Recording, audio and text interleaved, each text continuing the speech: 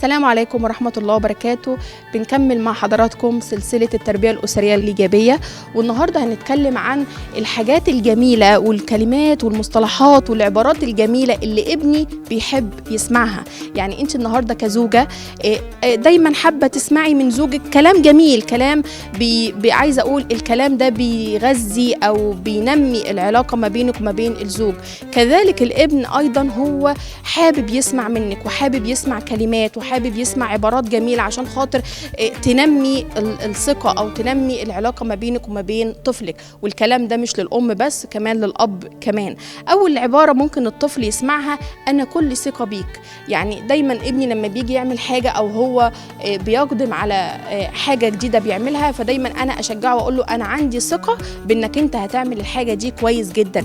وما حفزت دايما الطفل إن أنت لازم الفول مارك بتاعك هو الحاجة الأساسية، لا، مش بالضرورة إن 10 من 10 هي دي اللي عشان أقول إن الطفل هنا بقى ممتاز أو شاطر. لا، هو ليه قدرات وليه إمكانيات، تمام؟ فأنا هنا لازم ألعب على إن أنا أقول له كل ثقة بإن أنت إن شاء الله هتأدي المهام دي بطريقة كويسة. دايما أسمعه كلمة أنا بحبك، أنا بحبك. الكلمة دي بتنمي عند الطفل وبتغذي الذاكرة أو بتغذي عقل الطفل بحاجات جميلة، دي بيعقبها حاجات بعد كده انت هتشوفي اثرها في عمليه التربيه. كمان انا اقول له انا بحب ابداعاتك او بحب افكارك.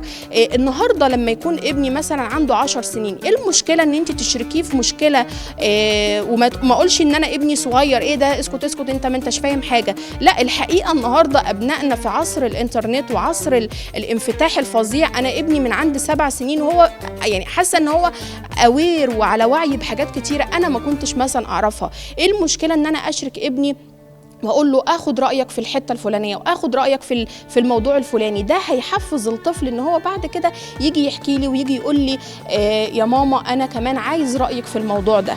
كمان انا لما بيجي الطفل بيطرح عليا سؤال، ما اقعدش اقلل من السؤال ده او اقعد اقلل من همه الطفل في ان هو يجي يتكلم. اقول له ايه ده يا عم، انت فاضي باين عليك، انا مش فاضيه للكلام الفاضي ده. لا، انا هنا لازم ابرز السؤال بتاعه، معنى ان ابني جاي يستفسر عن حاجه ان الحاجه دي وشغله تفكيره وان هو محتاج معلومه دقيقه فيها. فالنهارده لما يجي يسال اقول له والله سؤالك رائع جدا، طب تعالى نعمل كذا وكذا وكذا وما الى ذلك.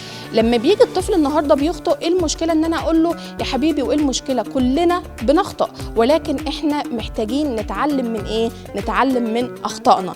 لما بيجي يعمل حاجه وما اقعدش بقى مخاصمه ابني بالاربع 5 6 ايام واقول له عشان تتعلم الادب وعشان، لا، انا ممكن الموقف مثلا يتعدى نص ساعه ساعه واجي بعد كده اقول له خلاص يا حبيبي انا سامحتك، نعدي ده ونشوف بعد كده اللي جاي، او نتعلم من الموضوع ده في نقطه معينه. كمان أنا لازم أنمي عند الطفل إن مفيش حد كامل. الحتة دي بالحقيقة إن أنا بشوف أمهات كتيرة جدا بتقع فيها، إن هي دايما عايزة ابنها الأول الأول الأول في كل حاجة.